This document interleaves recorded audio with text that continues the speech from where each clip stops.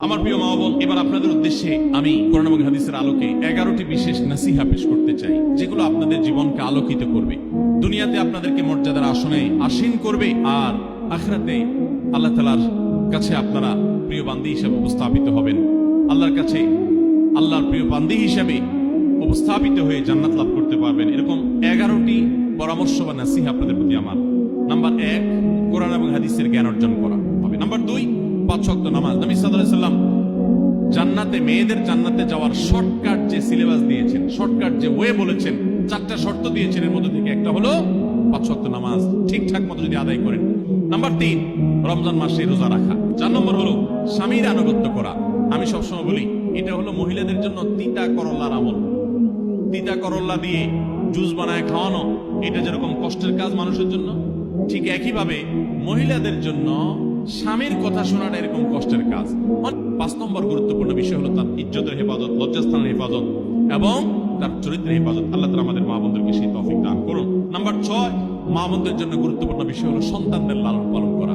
আপনি বাজার থেকে 2-4 কেজি আম কিনে খাইছেন, এটাতে আপনি যতটা সুখী হতে পারবেন, আপনি যদি একটা আমের গাছ লাগাই দিতে পারেন, তাহলে তার চাইতে অনেক বেশি সুখী হতে পারবেন। আপনি বেশি লাভবান হবেন, আপনি মনকে মন আম খেতে পারবেন, আপনার বংশধররা খেতে পারবে।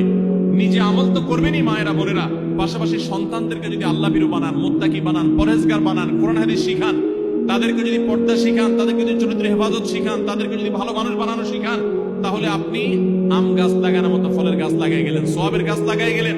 দুনিয়া থেকে চলে যাবেন, নেক সন্তানের আমল যেগুলো আপনি শিখাই দিয়ে গেছেন, এগুলোর সওয়াব আপনি পেতে থাকবেন। নাম্বার 7, মা বোনরা, বিশেষ করে আপনাদের জন্য গুরুত্বপূর্ণ হলো কৃতজ্ঞতা আদায় করবেন। পুরুষদের জন্য গুরুত্বপূর্ণ, কিন্তু মা বোনদের জন্য বিশেষ গুরুত্বপূর্ণ এই জন্য যে নবী সাল্লাল্লাহু আলাইহি সাল্লাম বলেছেন, তিনি জাহান্নামে নারীদেরকে যে দেখেছেন, তাকে যে দেখানো হয়েছে মেরাজে, যে প্রচুর সংখ্যক নারীরা জাহান্নামে, এর অন্যতম একটা কারণ ছিল নেয়ামতের নাশকরি করা। পুরুষদের মধ্যেও নাশকরির কারণে বহু পুরুষ জাহান্নামে যাবে। মা বোনরা, স্বামী এবং নিজের জগতে যতটুকু আল্লাহ তাআলা দিয়েছেন, এতটুকুর উপর শুকর আদায় করবেন। নাম্বার 8, কখনো মুখ খারাপ করবেন না, গালিগালাজ করবেন না, অভিশাপ দিবেন না। অনেক সময় পোলাপান একটু উল্টাপাল্টা করলে তাদেরকে অনেক মা অভিশাপ দিয়ে দেন, গজব ঠাডা দিয়ে দেন, বদদোয়া করেন, মুখ দিয়ে খারাপ কথা বলে ফেলেন। এগুলো খুব খারাপ জিনিস। নবী সাল্লাল্লাহু আলাইহি সাল্লাম বলেছেন, যদি কাউকে গজব ঠাডা দেওয়া হয়, এটার উপযুক্ত না হলে যে দেয় তার উপরে এসে পড়ে, এরকম ভয়াবহ একটা বিষয়। এই জন্য কোন অবস্থাতে এগুলো যেন না হয়। এবং মেয়েদের জাহান্নামে যাওয়ার অন্যতম, বেশি জাহান্নামে যাওয়ার অন্যতম একটা কারণ এটাও যে তাদের মধ্যে, অনেকের মধ্যে, আমি সবার কথা বলছি না, যে এই ধরনের গালিগালাজ করা, অভিশাপ দেওয়ার বদস্বভাব আছে। এই বদস্বভাব বহু পুরুষের মধ্যেও আছে, সবাইকে ছাড়তে হবে। নাম্বার 9, আত্মীয়তার বন্ধন রক্ষা করার পরে দায়িত্বশীল হতে হবে। স্বামীকে স্বামীর ভাই বোনের সাথে সম্পর্ক ভালো রাখতে কখনো বাধা দিবেন না। অনেক মহিলা আছে বোকার মতো কাজ করে। স্বামী যদি স্বামীর ভাইকে তার টাকা পয়সা দেয়, সে অপছন্দ করে। স্বামী যদি স্বামীর বোনকে টাকা পয়সা দেয়, সে এটাকে পছন্দ করে না। মা বাবার খোঁজ খবর বেশি নিলে তার কাছে ভালো লাগে না। এই মহিলা হলো নির্বোধ। কেন নির্বোধ? কারণ নবী সাল্লাল্লাহু আলাইহি সাল্লাম বলেছেন যে মান সাল্লাহু ওয়া ইউসাল্লাহু ফি রিজকিহি আও ইউসাল্লাহু ফি আথরি ফালিয়াসিল রাহিমা। যে ব্যক্তি চায় তার রিজিকে আল্লাহ বরকত দেখ, তার হায়াতে বরকত দেখ, সে যেন রক্ত সম্পর্কে আত্মীয়দের সাথে সম্পর্ক বেশি ভালো রাখে। তাহলে আপনার স্বামীর রিজিক বেশি হোক, টাকা পয়সা বেশি হোক, তার হায়াতে বরকত হোক, এটা যদি আপনি চান, তাহলে আপনি বরং তারা উৎসাহিত করা উচিত। তোমার ভাইটার খবর নাও, তোমার বোনটার বাড়িতে যাও, তোমার মা বাপের খেদমত করো, তাদের সাথে যত সম্পৃক্ত থাকবে আপনার স্বামীতে আল্লাহ তাআলা তত বরকত দান করবেন। নাম্বার 10, সাদাকা করবেন।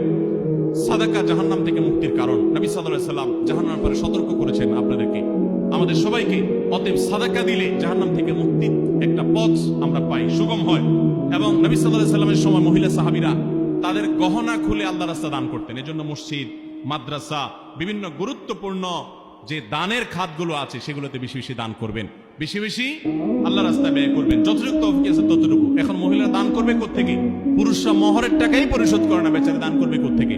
এই জন্য পুরুষরা দায়ী হবে, এবং মহিলারাও তাদের মহরের টাকা যেন অনাদায় না থাকে, তারা যেভাবে চেষ্টা করলে হয় সেভাবে চেষ্টা করবেন, এবং তাদের হাত খরচ আলাদা দেওয়া উচিত, এবং তারা পর্দার মধ্যে থেকে তাদের মতো উপার্জনও করতে পারেন, সেটাও শরীয়ত তাদের জন্য সুযোগ রেখেছে। যেভাবে হোক তারাও সাদাকার চেষ্টা করবেন।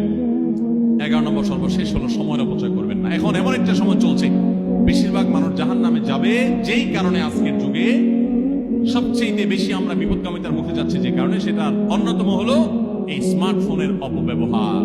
আমরা অনেকে আছি টেলিভিশনের বিভিন্ন সিরিয়ালে আসক্ত, অনেকে আছি বিভিন্ন নাটক সিনেমায় আসক্ত, অনেকে আছে ফেসবুক এবং ইউটিউব এগুলোতে আসক্ত।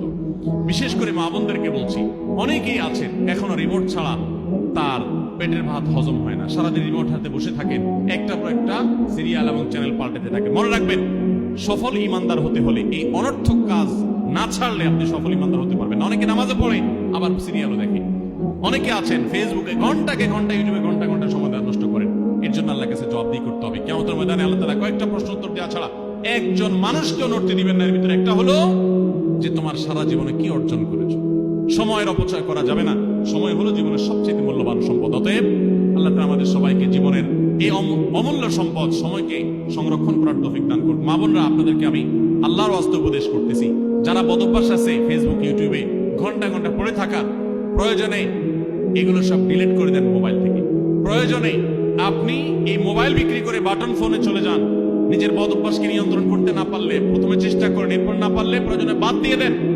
আল্লাহর জন্য যদি ত্যাগটা করেন, কিয়ামতের ময়দানে বলতে পারেন, আল্লাহ গুনাহ থেকে বাঁচার জন্য, তোমাকে খুশি করার জন্য আমি স্মার্টফোন পর্যন্ত রাখি নাই, বাটন ফোনে চলে